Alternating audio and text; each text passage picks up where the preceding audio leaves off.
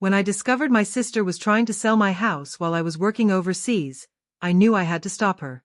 She'd forged my signature on the documents, convinced our parents to lie as witnesses, and was already moving furniture out. I'd spent years sacrificing everything to put her through medical school, and this was how she repaid me. What she didn't know was that I'd protected myself with an ironclad trust that required my signature for any sale. Now I was flying home to confront the family that betrayed me, and I wasn't going to back down this time. If you've ever been taken advantage of by family, this story of revenge and betrayal will resonate with you. Like this video, subscribe, and turn on notifications to hear more stories of justice served. My name is Sarah Mitchell, and at 35, I never imagined I'd be fighting my own family for the right to keep my house. I was in Singapore, working as a medical consultant, when the call came. It had been a long day of meetings, and I was looking forward to a quiet evening in my hotel room. Then my phone rang. My sister Emily's voice dripped with satisfaction as she delivered the news. "I sold your house," she said casually, as if telling me about the weather. "You never deserved it anyway." For a moment, I couldn't process what I was hearing. The modest 3-bedroom home I'd purchased after years of sacrificing everything to put Emily through medical school, the only thing I'd ever bought just for myself, and she was claiming to have sold it? "You can't sell what isn't yours to sell," I replied, keeping my voice steady despite the rage building inside me. The laugh that came through the phone was cold, dismissive. "Mom and Dad already signed off on it. The buyers are moving in next week. You're never here anyway, always running off to your fancy overseas jobs. The house should go to someone who will actually use it." I gripped my desk, steadying myself. What Emily didn't know was that 6 months earlier, when she'd started making suspicious comments about my property, I'd taken precautions. The house wasn't just in my name, it was protected by an ironclad trust that required multiple signatures for any sale, signatures that certainly didn't include my parents or sister. "We'll see about that," I said calmly, ending the call before she could respond. My hands shook as I pulled up my laptop, accessing the security cameras I'd installed after my last visit home. The footage showed Emily leading a couple through my house yesterday, gesturing grandly like she owned the place. My parents stood in the background, nodding approvingly. I'd always been the responsible one, the one who sacrificed everything for family. When Emily announced she wanted to go to medical school but couldn't afford it, I stepped up. I was 25 then, working as a pharmaceutical sales rep with a promising career ahead of me. Instead of pursuing my own dreams, I took 2 additional jobs, waitressing at night and consulting on weekends. Every penny went to Emily's tuition. "You're such a blessing," my mother would say, while simultaneously criticizing my choice to work so much. "But you should make more time for family. Emily misses you." Emily missed me so much that she'd skip family dinners I'd arranged, claiming she needed to study. Meanwhile, her Instagram showed her partying with friends. But I kept quiet, kept working, kept paying. Because that's what family does, right? The house had been my one indulgence. After 5 years of non-stop work, I'd saved enough for a down payment on a modest 3-bedroom home in our hometown. Emily had thrown a fit when I bought it. "How could you waste money on a house when I still have 2 years of medical school left?" she had demanded. "I thought you were saving that for my tuition." I'd stood my ground then, one of the few times I'd ever refused her anything. The house became my sanctuary, the one place that was truly mine. And now she was trying to take that too. I dialed Laura, my lawyer and oldest friend. She answered on the first ring. "Sarah? Aren't you in Singapore?" "Emily's trying to sell my house," I said without preamble. "She's already showing it to buyers." Laura's sharp intake of breath was followed by rapid typing. "She can't. We made sure of that, remember? The trust requires your signature, witnessed by a notary. Any sale without it is fraud." "She forged my signature," I said, pulling up my email. "The realtor just sent over the paperwork. It looks like my parents signed as witnesses." "Send me everything," Laura said, her voice hardening. "I'll contact the realtor immediately and put a stop to this." "Do you want to press charges?" I thought about Emily, about all the years I'd spent supporting her dreams while putting mine on hold. About my parents, who'd always favored her, who were now actively helping her steal from me. "Not yet," I replied. "Let's see how they react when they learn about the trust." "But Laura, document everything. I'm done being the family doormat." After hanging up, I pulled up more security footage. Emily was back at my house, this time with a moving crew. They were measuring furniture, making notes. My blood boiled as I watched her direct them to tag my grandmother's antique dining set, the only thing I had left from Mom's side of the family. I'd always known Emily was selfish, but this level of entitlement shocked even me. Growing up, she'd been the golden child, the one with big dreams and bigger demands. When she wanted dance lessons, my parents found the money. When she needed a car for college, they took out a loan. But when I earned a full scholarship to business school, their response was lukewarm at best. "At least you won't burden us financially," my father had said, as if my achievement was merely a convenience rather than something to celebrate. My phone buzzed with a text from Emily. "The buyers love the house. They're offering cash. You should be grateful. Now you can focus on your work without being tied down to property." I clicked over to my home security app, activating the new locks I had installed last month. Another buzz. "Why isn't my key working?" "Stop being difficult, Sarah. This is for the best." I smiled, imagining her frustration. The locks were just the beginning. After years of watching Emily manipulate situations to her advantage, I'd learned to plan ahead. The trust protecting my house was just one layer of security. There were others: documentation of every penny I'd spent on her education, recordings of conversations where she'd promised to repay me, emails where she'd acknowledged the house was mine alone. My phone rang again, my mother this time. I let it go to voicemail, then listened as her message played. "Sarah, you're being selfish. Your sister needs this house more than you do. She's starting her residency at the local hospital, and you're never even here. Why can't you think about someone besides yourself for once?" The irony of her words would have been funny if it wasn't so painful. I'd spent my entire adult life thinking about others, specifically, about Emily. I'd put her through medical school while working myself to exhaustion. I'd co-signed her student loans, paid her car insurance, and covered her rent when she claimed she was too busy studying to work. And now, just as she was about to start her career, a career I'd sacrificed everything to help her achieve, she was trying to take the one thing I'd kept for myself. Laura called back an hour later. "I've contacted the realtor," she said. "They're withdrawing the listing immediately." I sent them documentation of the trust and warned them about potential liability for participating in fraud. "They're not happy with Emily. How long until she figures it out?" "Already has. She's been calling my office non-stop. Your parents too. They're threatening legal action, claiming the trust is invalid because they're your legal next of kin." I laughed, but there was no humor in it. They clearly haven't read the trust documents. "Did you tell them about the fraud charges they could face?" "Not yet. I thought you might want to handle that conversation personally." I looked at my calendar. My contract in Singapore had another month left, but suddenly my presence was required at home. "Book me a flight," I said. "It's time to face this head-on."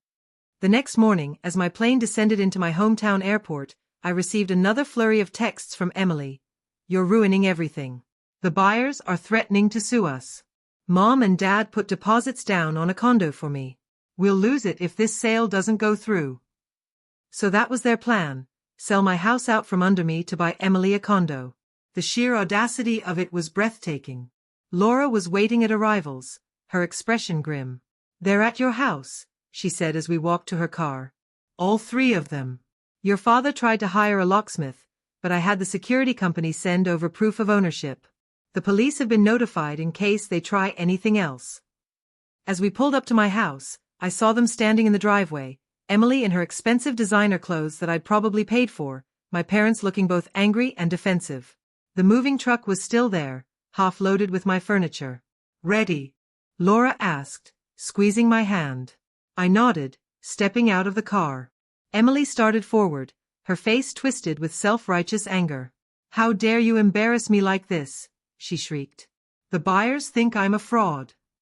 "You are a fraud," I replied calmly. "You forged my signature, tried to sell property that isn't yours, and attempted to steal my inheritance from Grandma. Would you like me to continue?" My father stepped forward, his face red. "Now listen here, young lady. We're your parents, and we have no legal right to this property," Laura interrupted, pulling out a thick folder. "In fact, by signing those fraudulent sale documents, you've opened yourselves up to criminal charges." Shall we discuss those now, or would you prefer to handle this through the proper legal channels? My mother burst into tears, her usual tactic when things didn't go her way. We were just trying to help your sister. She needs a place to live during her residency, and you're never even here. I'm never here because I'm working, I said, my voice steady but sharp. Working to pay off the loans I took out to put Emily through medical school. Working to rebuild my savings after spending everything on her education. Would you like to see those records too? Emily's face paled. She always acted like my financial support was her due, something she was entitled to as the younger sister with bigger dreams. Now, faced with the reality of her actions, she seemed to shrink. I was going to pay you back, she stammered. When? Before or after you stole my house? Laura stepped forward, handing each of them a document. This is a cease and desist order. You are to remove yourselves from this property immediately. Any further attempts to access or sell this house will result in immediate legal action. You can't do this, Emily protested, but her voice was weak. We're family. I looked at her, really looked at her. My little sister, who I'd sacrificed so much to support, who had never once shown gratitude, never acknowledged the nights I'd worked double shifts to pay her tuition, never offered to help when I was struggling to make my own mortgage payments. Family doesn't steal from family, I said quietly. Family doesn't forge signatures or try to sell someone's home without permission. Family supports each other, but that support should go both ways. The moving company has 30 minutes to unload my furniture and leave, I continued, checking my watch. After that, I'm calling the police to report theft. Your choice. They left, not gracefully, but they left. Emily threw one last tearful look over her shoulder, but I'd grown immune to her manipulative displays of emotion. My parents wouldn't meet my eyes as they drove away, probably already crafting a narrative that painted me as the villain. As I walked through my house that evening, putting things back in order, I found a photo album I'd forgotten about. Inside were pictures from Emily's medical school graduation, an event I'd had to watch via live stream because I was working a double shift to make her final tuition payment. In every photo, she was beaming, surrounded by our parents' proud smiles. Not one mention of the sister who'd made it all possible. Not one acknowledgement of the sacrifices I'd made. I closed the album and poured myself a glass of wine. Tomorrow, I would call my bank and cancel the automatic payments I'd been making on Emily's student loans, payments she probably didn't even know about. Next week, I would meet with Laura to discuss recovering the money I was owed. But tonight, I would sleep in my own bed, in my own house, secure in the knowledge that I'd finally stood up for myself. My phone buzzed one last time, a text from Emily. I hope you're happy. You've ruined everything. I smiled, typing back. No, Emily. I just started fixing things. Then I turned off my phone, curled up in my favorite reading chair, and began planning my next business trip, this time not out of necessity, but because I wanted to. For the first time in years, I felt truly free. The morning after the confrontation, I woke up to 17 missed calls and 43 text messages. Most were from Emily, ranging from tearful apologies to vicious accusations. A few were from my parents, their tone shifting between guilt-tripping and thinly veiled threats. I was sipping my morning coffee, sorting through emails with Laura about the next steps, when someone knocked on my door. Through the security camera, I saw my mother standing there, clutching her designer handbag, the one I'd bought her last Christmas. Sarah, please, she called out, knowing the camera would pick up her voice. We need to talk about this like family. I thought about ignoring her, but maybe it was time to have this conversation. I opened the door but didn't invite her in. Talk about what, Mom? How you helped Emily try to steal my house? Or the forged documents you and Dad signed? She flinched but quickly recovered. You don't understand. Emily's starting her residency. She needs stability. The hospital doesn't pay residents much, and with her student loans. Her student loans? I interrupted, pulling out my phone and opening my banking app. You mean these loans? The ones I've been paying $2,000 a month on for the past 3 years. My mother's face went pale as I showed her the transaction history. I didn't know. Of course you didn't. Just like you didn't know about the credit card bills I paid when she maxed out her cards during med school. Or the rent I covered when she decided studying was more important than working. Would you like to see those records too? She sank onto my porch bench, her carefully maintained facade cracking. But why didn't you tell us? Would it have mattered? Every time I tried to talk about money, about how hard I was working, you and Dad shut me down. Emily needs to focus on her studies, remember? Don't burden her with financial stress. My mother had the grace to look ashamed, but I wasn't finished. Do you know what I gave up to put her through medical school? The promotions I turned down because they required travel?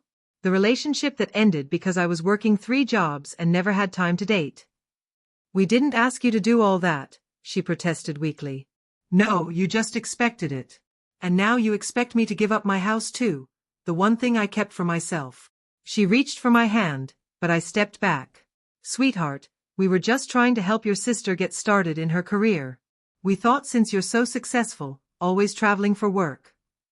I travel for work because I have to, Mom. Those overseas consulting jobs? They pay triple my regular salary. How else do you think I've been covering Emily's loans? The silence that followed was heavy with realization. Finally, my mother spoke, her voice small. What do you want us to do? I want you to leave me alone. I want Emily to start paying her own bills. And I want you and Dad to understand that if you ever try something like this again, I won't hesitate to press charges. You'd send your own family to jail? She looked horrified. Family doesn't do what you did. Family doesn't try to steal from each other. Family supports each other, but that support should go both ways. After she left, I called Laura to update her on the conversation. She was already working on documents to transfer Emily's loans back to her name. Your sister's been calling my office, Laura said. She's threatening to sue you for emotional distress, claiming you promised her the house years ago. I couldn't help but laugh. Let her try. I'm sure the judge would love to see the financial records showing exactly who's caused emotional distress. That afternoon, I received an email from Emily's hospital. Apparently, she'd listed my address as her primary residence on her residency application. I forwarded it to Laura, who immediately sent a clarification to the hospital's HR department. My phone buzzed with a text from Emily. Thanks a lot. Now the hospital's asking me for proof of residence. Why are you doing this to me? I thought about responding, about pointing out the irony of her question. Instead, I blocked her number. Years of being the responsible sister, the one who fixed everything, had taken their toll. It was time to focus on my own life. The next day, I met with my financial advisor to review my accounts. Without Emily's loans and expenses dragging me down, I could finally start planning for my own future. You could buy a vacation property, he suggested, showing me some investment opportunities. Or start that consulting firm you've talked about.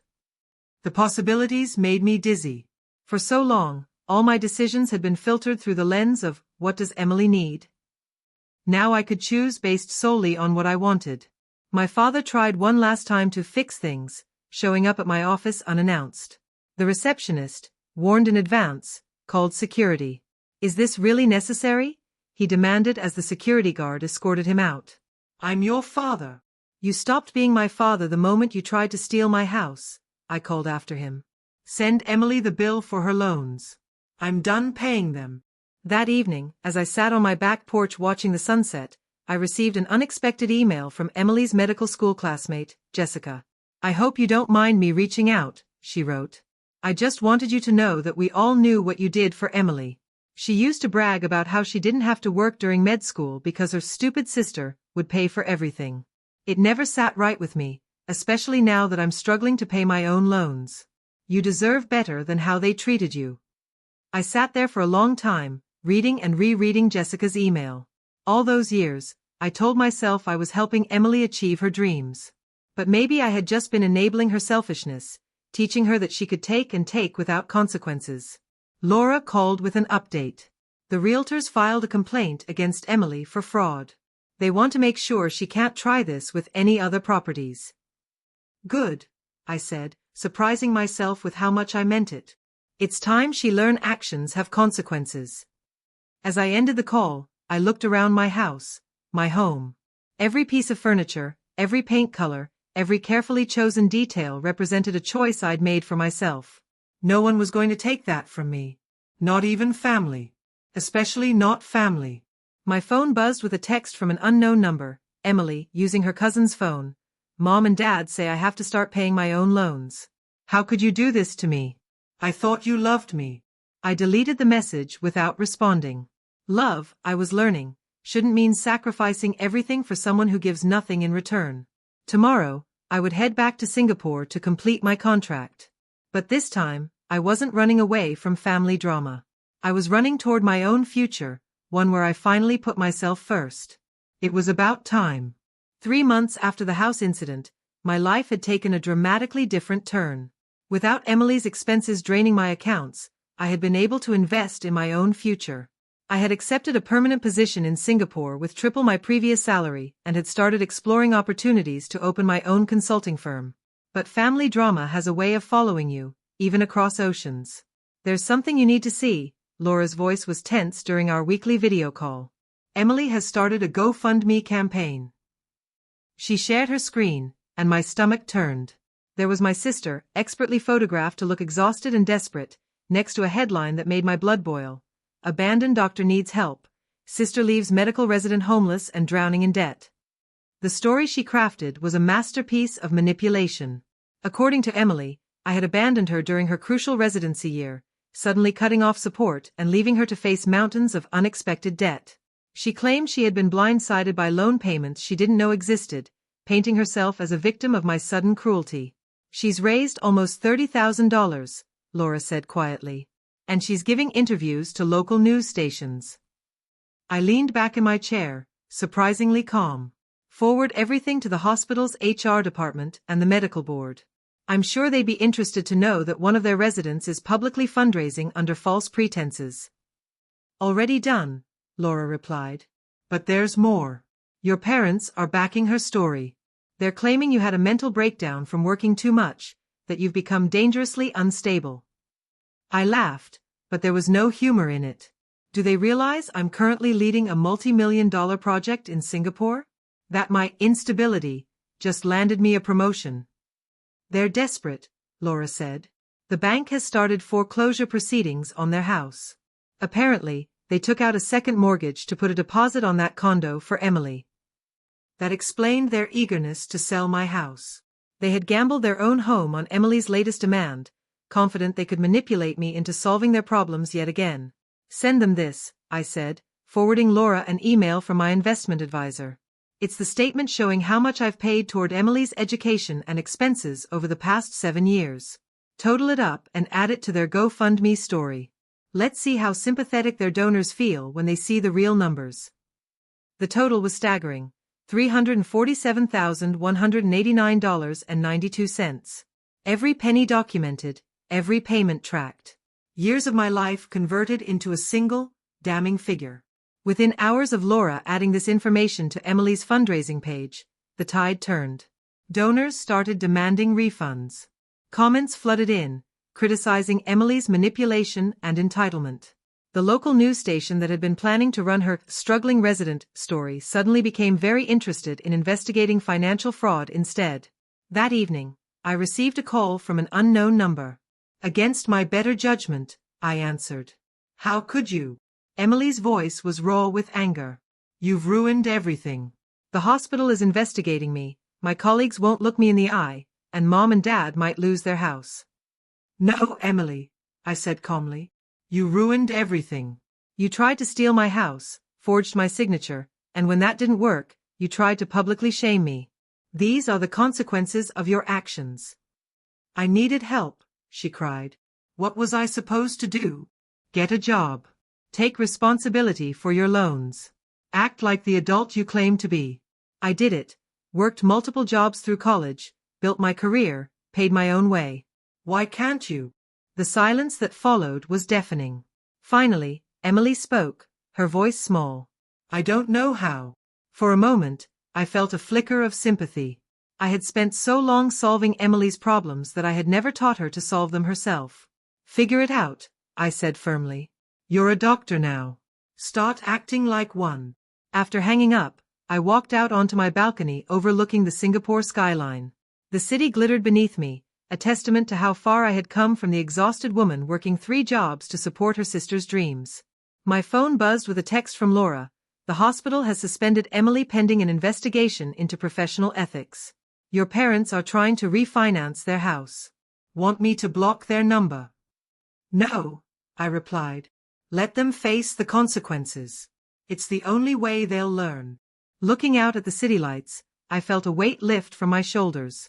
4 years, I had carried my family's expectations, their demands, their emergencies. Now, finally, I was free to focus on my own dreams. And those dreams were just beginning. 1 year later, I stood in my Singapore apartment, packing the last of my belongings, not because I was running away, but because I was moving forward. My consulting firm had taken off, with offices opening in both Singapore and London. I had finally found success on my own terms. The last time I had heard from Emily was 6 months ago. After the GoFundMe scandal, she had been placed on probation at the hospital and required to take ethics courses. Our parents had managed to keep their house through a strict refinancing plan, but the experience had changed them. My phone buzzed, an email from my mother. Dear Sarah, I've been thinking a lot about what happened last year, about how we treated you, what we expected from you. I found your old pay stubs in the attic from when you were working those extra jobs for Emily's tuition. I never realized. I'm sorry. Not just for the house incident, but for everything. For not seeing how much you sacrificed, for not being the mother you deserved. I read the email twice, letting the words sink in. It wasn't the first apology she had sent, but it was the first that felt genuine. Laura called while I was considering my response. Your sister repaid the first installment, she said, sounding surprised. It's not much, but it's something. Emily had agreed to a repayment plan 3 months ago, not for everything I had given her, but for the loans I had covered during her residency. It was a small step, but an important one. How's she doing? I asked, surprising myself by caring about the answer. Better, actually.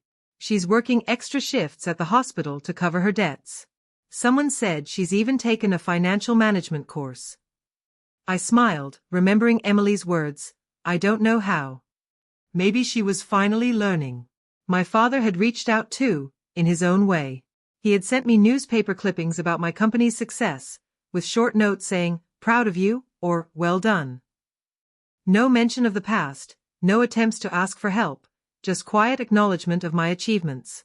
As I packed the last box, I found the old photo album from Emily's graduation. Next to it was a more recent photo, me at the opening of my London office, standing proud and independent. The contrast between the two images told the story of my journey. My phone rang again, Emily's number. After a moment's hesitation, I answered. Sarah. Her voice was different, more mature, less entitled. I heard about your company's expansion. Congratulations. Thank you, I said cautiously. I've been thinking. I know I can never repay everything you did for me, not just the money, but the years you gave up. I didn't appreciate it then. I don't expect forgiveness, but I want you to know I understand now. I sat down, holding the phone tighter. What changed? I've been mentoring a medical student, she said. She's working 2 jobs to put herself through school. Every time I see how tired she is, how hard she works, I think about you. About what you did for me. About how I wasted your sacrifices. For the first time in years, I heard real remorse in her voice. Learn from it, I said simply. Be better. I'm trying, she replied. That's actually why I called. I'd like to increase my monthly repayments. I picked up some extra shifts in the ER. After we hung up, I looked around my half-packed apartment. Tomorrow, I would fly to London to oversee the new office. My life had expanded beyond the boundaries of family obligation, beyond the role of the responsible sister who fixed everything. My mother's email still waited for a response. Finally, I typed. Mom, thank you for your apology. I needed to hear it. I'm opening a new office in London next month. If you and Dad would like to visit, we could talk more in person. No expectations, no demands, just conversation. Love, Sarah. As I pressed send, I felt the last pieces of resentment begin to fade. My family had taken so much from me, but they had also taught me an invaluable lesson. True strength comes not from carrying others' burdens, but from knowing when to set them down. In my new office in London, I would hang 2 photos side by side. The old one of me working multiple jobs to support Emily, and a new one of me cutting the ribbon at my company's opening. Not as a reminder of what I had lost, but as a testament to what I had gained: independence, self-respect, and the courage to put myself first. Sometimes, the best revenge isn't about getting even. It's about getting better.